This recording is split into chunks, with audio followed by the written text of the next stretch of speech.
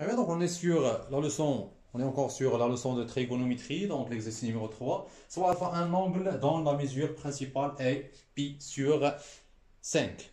Donc la question c'est trouver la mesure de alpha appartenant à l'intervalle i pour le premier cas. Donc i c'est l'intervalle 3pi 5pi. Deuxième cas donc i c'est l'intervalle moins 3pi moins pi.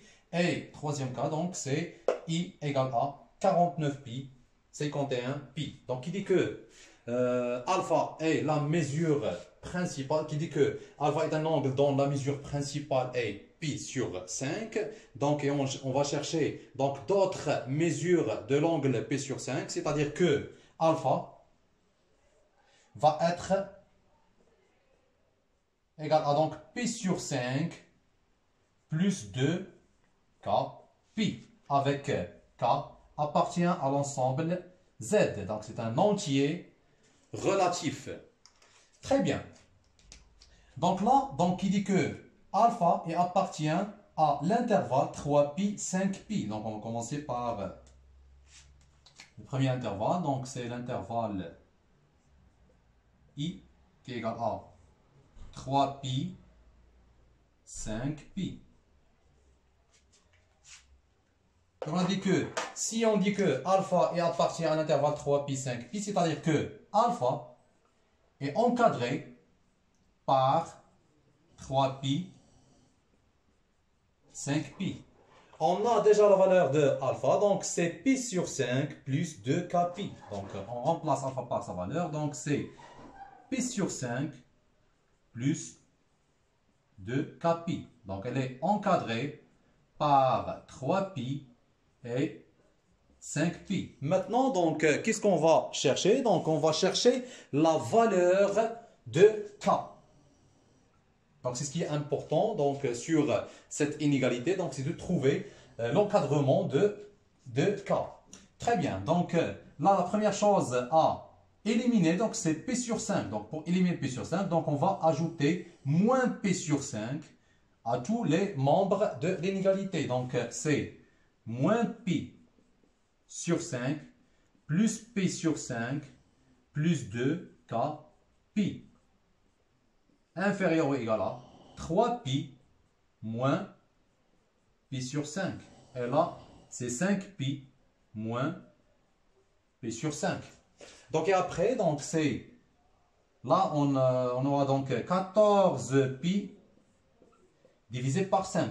Inférieur ou égal à, inférieur, non inférieur strictement là, car nous avons l'intervalle est ouvert de l'extrémité 3pi. Donc là, nous avons 2k pi, et là c'est 25 moins pi, 25pi moins pi sur 5, donc c'est 24 pi sur 5.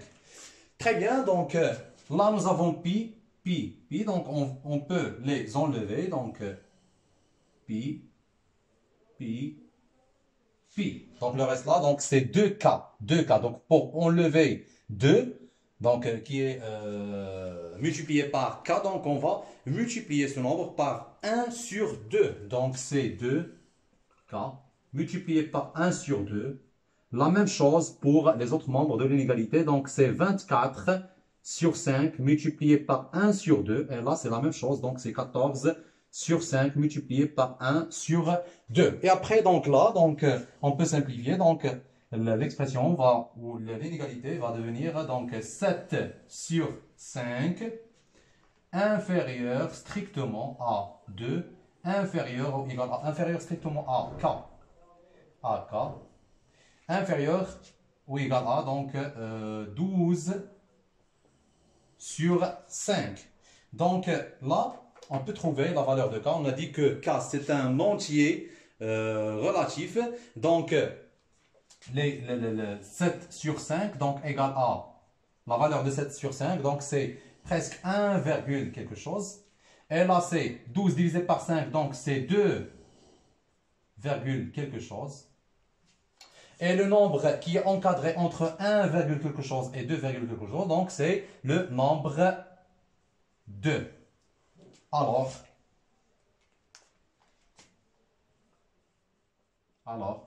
k égale à 2. On cherche maintenant, donc là, on va retourner à l'angle alpha. Donc alpha égale à P sur 5 plus 2K plus 2K. Là maintenant, nous avons donc la valeur de K, donc on va remplacer K par sa valeur. Donc c'est égal à pi sur 5 plus 2 fois 2pi. Donc égal à pi sur 5 plus 4pi. Alors alpha égale à, donc là je vais multiplier par 5, donc c'est 21 pi sur 5. Voilà donc pour deuxième cas, donc nous avons l'intervalle moins 3pi moins pi. Donc on va chercher la mesure de l'angle alpha qui a comme mesure principale p sur 5 et qui appartient à l'intervalle moins 3pi moins pi. Donc alpha a comme mesure principale p sur 5, c'est-à-dire que alpha égale à p sur 5 plus 2k pi. Avec k, donc c'est un entier relatif. Ce qu'on va chercher donc sur cette expression, donc c'est la valeur de k. Très bien. Donc de alpha appartient à l'intervalle moins 3pi moins pi. Cela veut dire donc que alpha est encadré par l'intervalle moins 3pi et moins pi. Donc on remplace alpha par sa valeur. Donc c'est pi sur 5 plus 2k pi encadré par moins pi et moins 3pi. Donc on n'oublie pas qu'on cherche la valeur de k. Donc on va encadrer k. Donc la première chose à faire, c'est d'enlever pi sur 5. Donc on va lui additionner, on va lui ajouter donc moins pi sur 5. Donc c'est 2k pi encadré par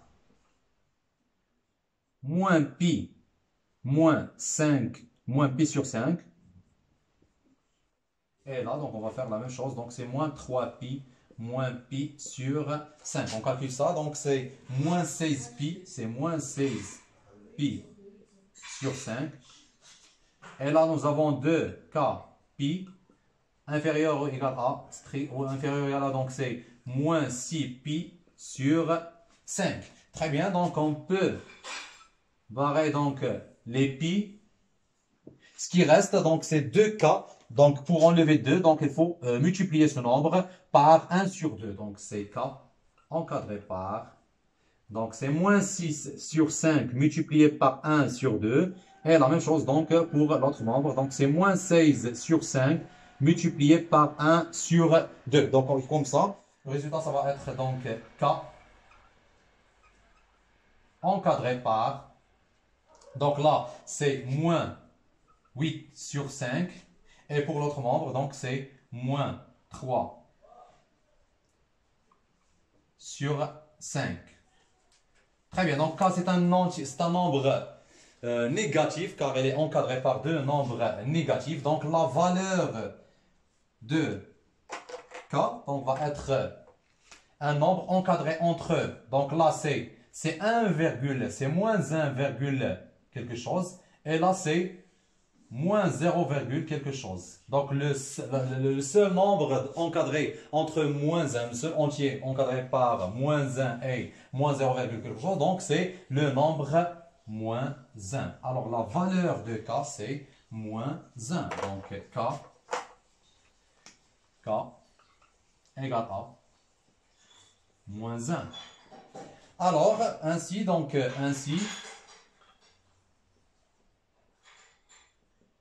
la valeur de alpha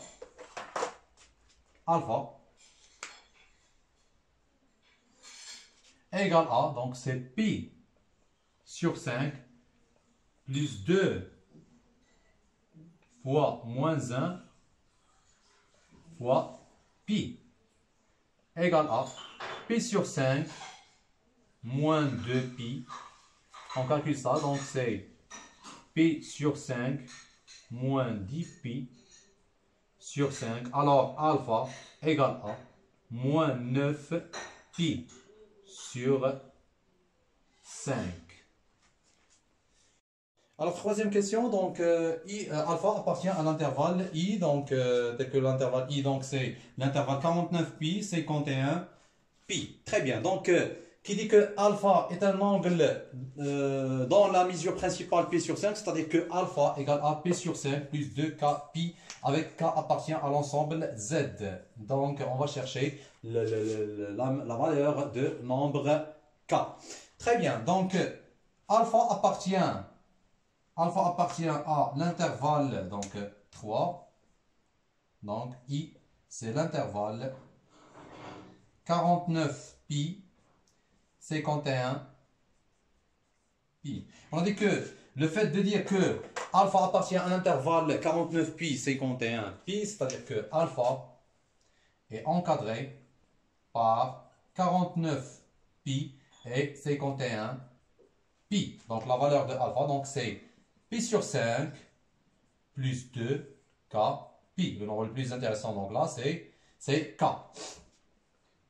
Encadré par, donc c'est 51 pi et 49 pi. Très bien, donc on va enlever d'abord pi sur 5. Donc on va ajouter aux trois membres de l'inégalité moins pi sur 5. Donc le reste là, c'est 2k pi. Et pour les autres membres, donc c'est 49 pi moins pi sur 5. Et là, donc c'est 51 pi moins pi sur 5. Très bien, donc on réduit les deux nombres au même dénominateur. Donc 45 multiplié par 5, c'est 245. C'est 245 pi moins pi divisé par 5. Et pour l'autre membre, donc 51 multiplié par 5, c'est 256. 255, c'est 255 pi moins pi, le tout divisé par 5. Donc là, c'est 2k pi. Très bien, donc là, on a 244 pi divisé par 5. Et là, donc, c'est 2k pi. Et pour l'autre membre, donc, c'est 254 pi divisé par 5. Donc là, nous avons pi et pi, donc on peut les enlever. Donc pi, pi, pi. Donc le reste là, donc c'est 2k. Donc on doit enlever donc 2. Donc on va multiplier notre nombre par 1 sur 2. Donc c'est le reste là, c'est k. Et pour les autres membres, donc nous avons 244 sur 5. Et pour l'autre membre, donc c'est 254 sur 5. Donc on va multiplier là par 1 sur 2. Et la même chose pour l'autre membre. Très bien, donc là c'est 122 sur 5. Et pour l'autre membre, donc c'est 127 sur 5. Donc la valeur de 122 sur 5, c'est 24,4. Donc là c'est égal à 24,4. Donc c'est 24,4. Ce nombre est égal à 24,4. Et l'autre nombre, donc 127 divisé par 5, donc c'est 25,4. Donc c'est 25,4. Donc le nombre entier encadré par 24,4 et 25,4, donc c'est le nombre 25. Alors,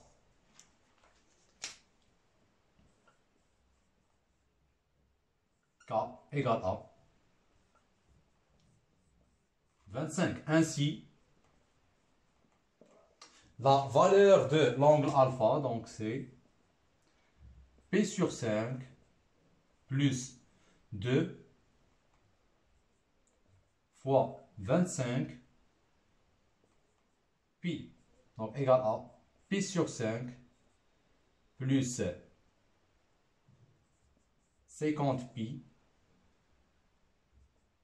égal à, donc, après le calcul, donc c'est 251 pi sur 5. Donc c'est alpha égale à 251 pi sur 5. Et c'est la mesure de l'angle alpha qui appartient à l'intervalle 49 pi, 51 pi et qui a comme mesure principale pi sur 5.